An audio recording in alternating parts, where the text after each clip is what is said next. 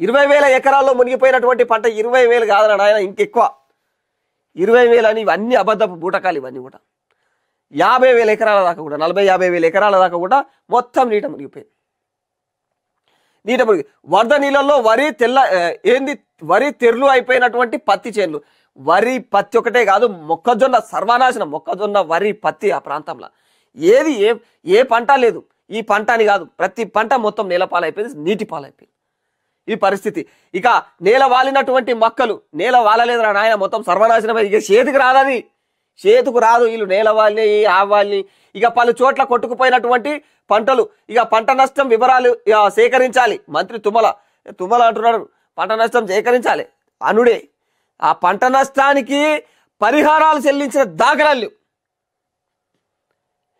ఇక ఏది పెద్ద సంఖ్యలో విరిగినటువంటి కరెంటు, అంటే విరిగిన కరెంటు స్తంభాలు, ఏదైతే డిస్కంలు అస్తవ్యస్తం అంట. డిస్కంలో అస్తవ్యస్తం, కరెంటు స్తంభాలు పెద్ద మొత్తంలో 7 వాడ కరెంటు స్తంభాలు చెట్టు జామ ఇరిగి పడి పూర్తిగా కరెంట్ అయితే పూర్తిగా నిలిచిపోయిందని చెప్పుకోవాలి. కరెంటు పరిస్థితి దారుణంగా. రాష్ట్రంలో కురిసినటువంటి భారీ వర్షాలతో పంటలకు అపారమైనటువంటి నష్టం జరిగింది. వివిధ దశలలో ఉన్నటువంటి పంటలు వరద నీటిలో అయితే మునిగిపోయాయి. కామారెడ్డి, సంగారెడ్డి, మెదక్, నిజామాబాద్, కామారెడ్డి, సంగారెడ్డి, మెదక్, నిజామాబాద్ ఈ ప్రాంతాలు ఏవైతే ఉన్నాయో ఈ ప్రాంతాలలో మొత్తం అన్ని జిల్లాలలో దాదాపు ఆ ఏరియాలో ఉన్నటువంటి అన్ని జిల్లాలలో ఇదే పరిస్థితి.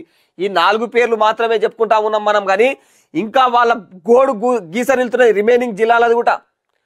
వాటి గురించి కనీసం ఎవరు కూడా చెప్తలేరే అనే బాధలో ఉన్నారు అక్కడ ప్రజలు దారుణంగా. ఈ ఎక్కువగా అనిపిస్తున్నది అక్కడ రాజకీయ ఆ తతంగం ఎక్కువ నడుస్తున్నది అంతే. ఈడ చక్కర్లు కొట్టాలి, ఇప్పుడు స్థానిక ఎలక్షన్స్ కదా, ఈడ చక్కర్లు కొట్టి మేము ఇప్పుడు దాని ఆడ మొత్తం జనాలను మభ్యపెట్టనికి ఇదంతా. ఇక ఆడ కొంచెం జల ఉధృతి నిజంగానే ఎక్కువ ఉన్నది కాబట్టి ఖచ్చితంగా ఆ జల ఉధృతి ఎక్కువ తాని పోయి వీళ్ళ షో ఆఫ్లు అంతే తప్ప రిమైనింగ్ జిల్లాలకు ఒక్కరు కూడా కంటికి కూడా కనిపిస్తలేరు. అసలు ఆయన పేర్లు కూడా ఎవరైతే తెలియదు. అంత దారుణంగా ఉందని పరిస్థితి.